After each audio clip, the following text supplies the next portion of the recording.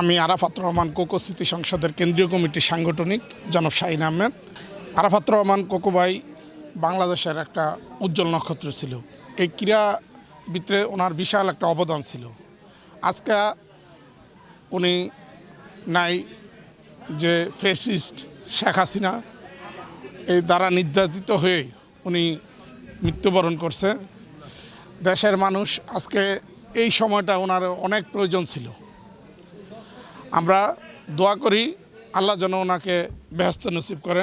আমরা আরাফাত রহমান কোকো স্মৃতি সংসদের পক্ষ থেকে যে ওনার যে অসমাপ্ত কাজ, যে ক্রীড়া এই সংগঠনটাকে আরও শক্তিশালী করব এবং দেশনায়ক জনাব তারেক রহমান আগামী দিনের রাষ্ট্রনায়ক ওনার নির্দেশনায় আমরা এই সংগঠনের পক্ষ থেকে আরাফাত রহমান কোকো ভাইয়ের যে অসমাপ্ত কাজ আছে এগুলো আমরা সমাপ্ত করার চেষ্টা করব।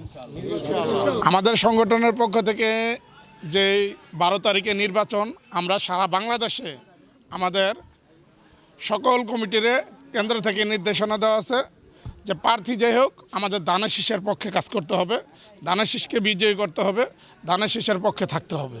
আলহামদুলিল্লাহ।